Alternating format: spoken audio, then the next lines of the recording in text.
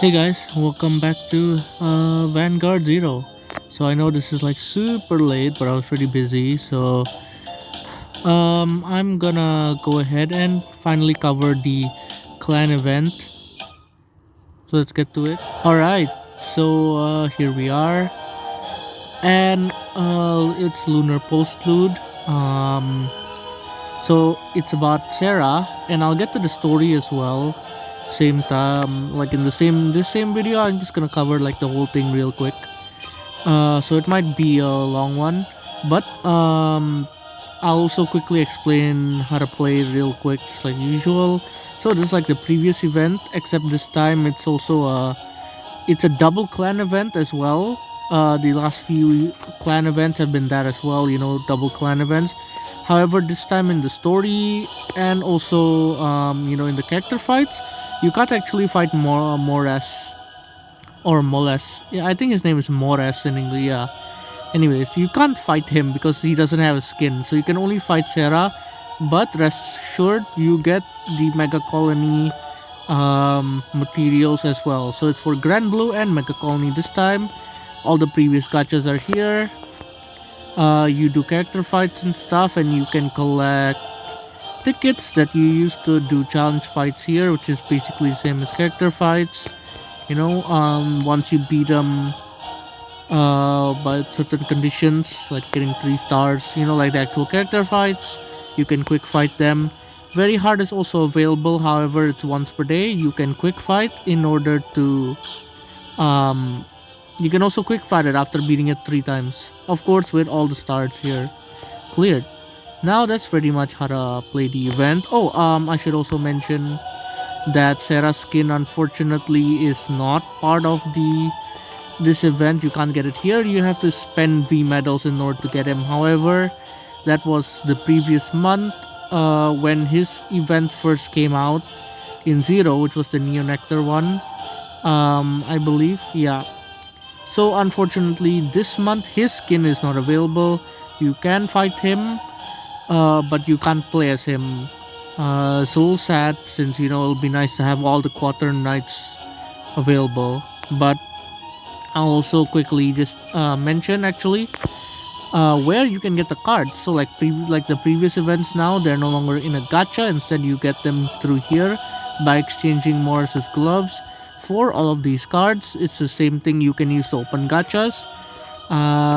Yeah, triple rares here are like 1,000, doubles 250, and then there's the rest commons and rares. Commons and rares actually come in fours, by the way, a set of four. So you see here 100. Well, you get a play set of those. So that actually kind of helps. However, double rares and triple rares do not come in fours. So yeah, um, that's basically it on how to play the event. I hope I covered most things.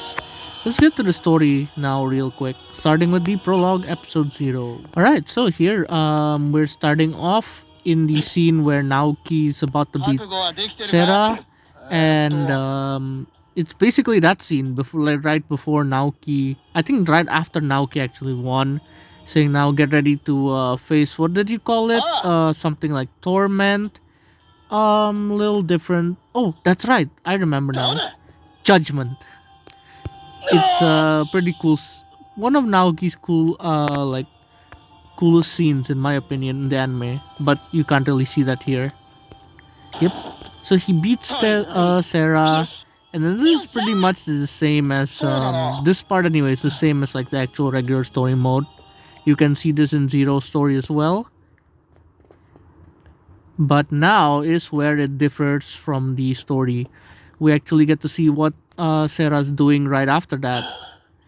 And he's saying, right, with this, now a part of my plan is finally, like, is complete. And yeah, they're basically talking about how he lost on purpose and how everybody and how the rest of them are not really gonna be able to tell. And that's pretty much it. Um, so he's checking on the seal now, and one of the seals has been broken because Naoki beat Sarah. And 3 more to go. and now he's talking about the next preparation, which, if you remember in the story, is sort of separating them so that they fight the other quarter knights. Yep, as you can see here, Miwa, Misaki, and Kamui have been separated. Kamui is here fighting Well, he's about to fight Galliard. Misaki gets sent to Ratti, I think. Yeah, that's how you pronounce it. Then Miwa is fighting Neve. Or Nave. I think it's pronounced Neve.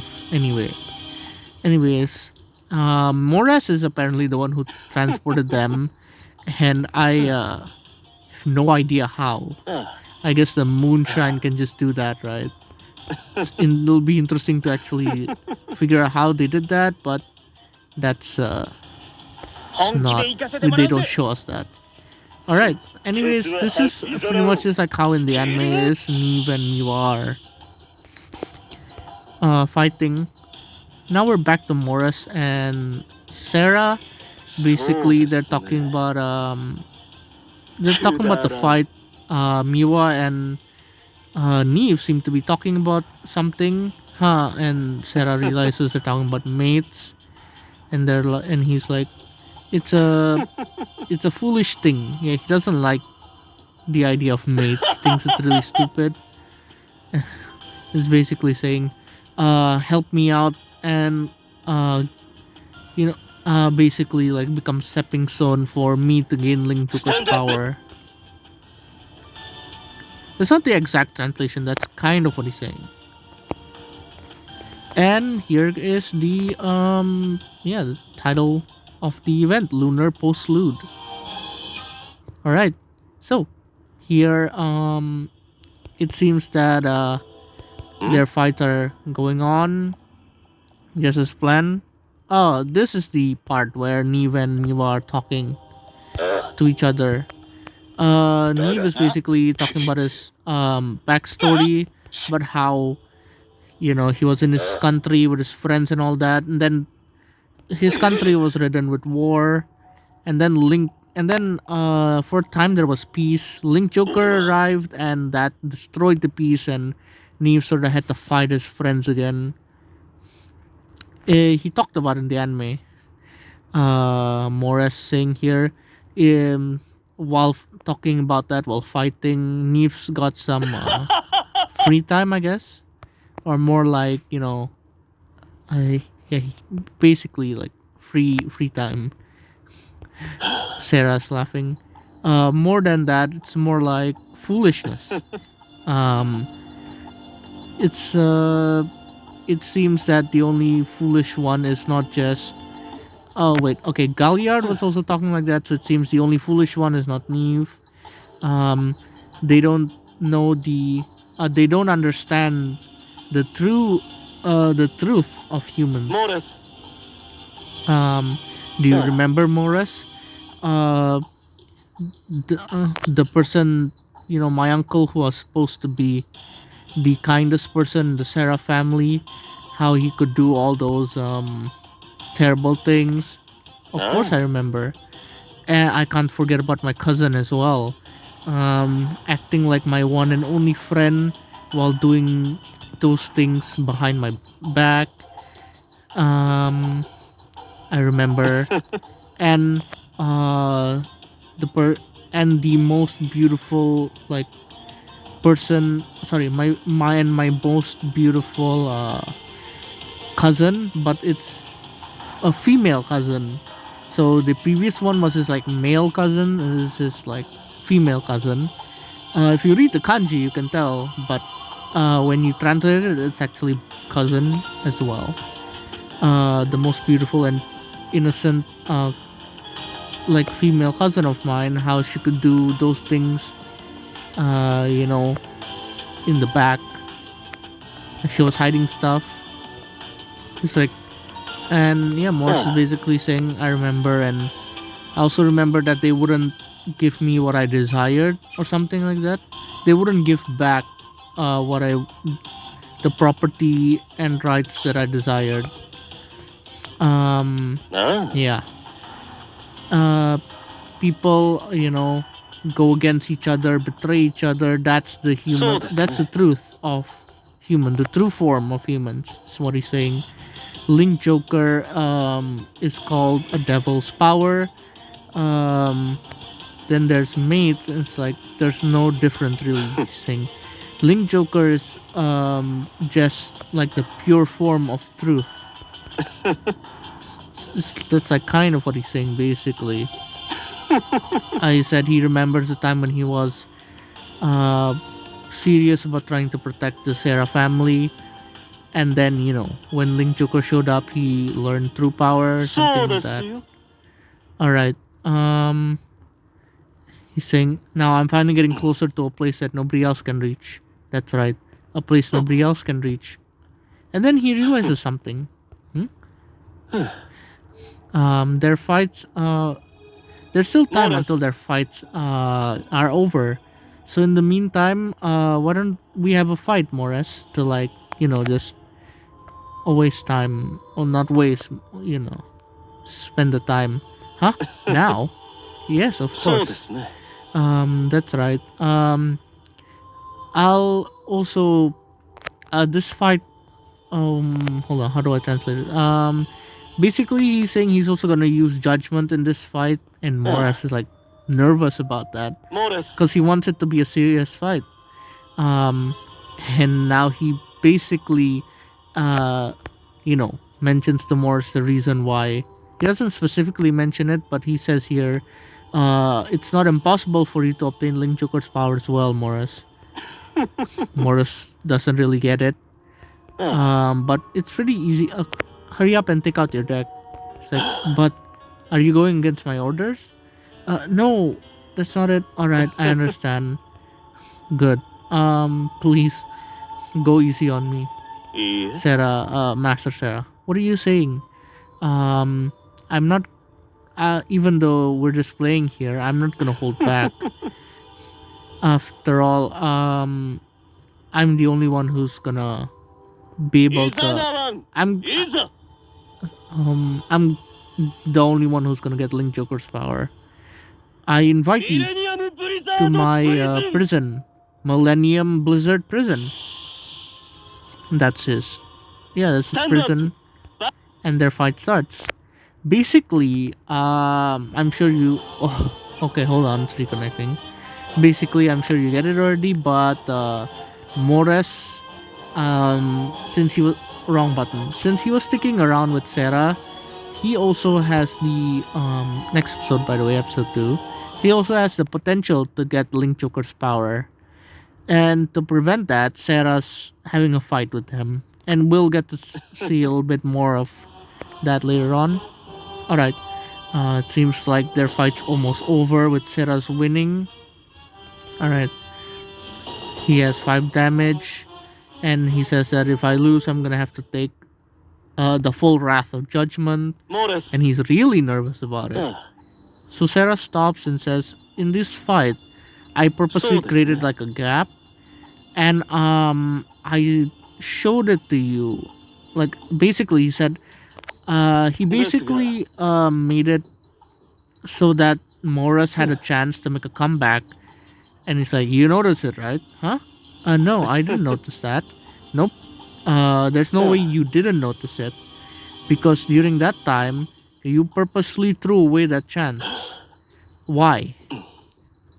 And, hold on. That was, you knew that another chance like that wouldn't have come. So, if you beat me, you could get Link Joker's power. So why didn't you betray me like the rest of my family did? It's kind of sad. Sarah is the way he is now because everybody else betrayed him, except for Morris, of course. You have followed me around for quite a long time, and during those times, you haven't betrayed me a single time. Even during the Sarah family fight, I guess, or war, something like that. And when the reverse fighter showed up, you had plenty of chances to betray me, but you didn't. Could it be Like, don't tell me you think of me as a mate. No, don't be ridiculous. Oh, then why? Well, that's because because I'm a butler. Saying what? Winning against my master unnecessarily and then making him take judgment. Making him take the pain of judgment. As a butler, I can't do that. I'm Morris. I Morris Pennyworth. I think that's how it is in English. Um, I work under the master that I honor, and I'll with with my with my heart of the butler or something there, or butler's heart. Sorry, I do everything to help my master. That's the heart of the butler, something that I believe in. That is what he's saying. So this actually gives us more development, on Morris and Sarah, which is quite nice. Getting to see this character have a little bit more development. He says he remembers the things that happened a long time ago to Sarah, and how he was fighting alone. Um, all the people he trusted betrayed him. Even fate or destiny. Yeah, destiny betrayed him, and yet he's still fighting on. Um, and he said that he believes that Sarah is the only his one and only master. If you had said mate, I would have just casted judgment on you, but and Master Sarah, um, I'll end this fight in the middle. With this, judgment won't take place. Phew, I'm saved, he says. How disappointing. If you had betrayed me, I could have, I would have been right about that naive thing that Neve and Galliard was talking about. Um, yeah, saying. Now Morris is basically saying that I thought that even though like you're a butler who even a butler who was with me for a long time would have betrayed me. It's like, uh, Master Sarah, don't tell me you were thinking about that the entire time, which I have no idea how Morris didn't catch that, seeing as it could have been like a game error, maybe, but also maybe not. Sarah like straight up said it out loud. So yeah, saying if you had lost, then you wouldn't be able to move and all that, and your ice prison would sort of deactivate, something that's like no, that won't happen. And even if it does happen, then I was just testing myself, so something like that basically. After all, he thinks that since he's gonna get Link Joker's power, he should win against a fight like that. Anyways, now I'll have you continue your job as a butler. How are the fights going? He's referring to, yeah, Miwa and Neve and all that. All right, everybody else lost in the of against the fight against the quartered knights. Really sad. It's like, all right, that's fine. So only Kai is left. He's like, do you think that he could really win? Galliard is quite exhausted from his first fight. Now he's saying that you know his flame is sort of going out. Right now, he's basically saying this is a big gamble in order to get Link Joker's power. If Galliard loses to Kai, then his plan goes on, and we all know what happens. If it doesn't, then yeah, his plan basically crumbles down, I guess. Because according to him, if you remember in the anime, he was saying that he could take down 2 of the quartered knights, but sorry about that. As I was saying, he mentioned he could take out 2 of the quartered knights, but taking out 3 is too much for him. Oh, and now we're with Morris, somewhere that is not the Moonshrine, and he's saying like, that happened, that just happened a few days ago. ago. Was it? Is that what you're saying? Yeah, a few days ago, but it feels like a few years ago. That's right. During that time, everything was moving just as uh, Master Sarah planned. Ticket, my judgment. Kaio saying. Right, he beats Galliard. So Moras is basically recalling what happened. Um, and he's saying both the seals were two, and then at that point, the two seals remaining were also broken by Master Serra.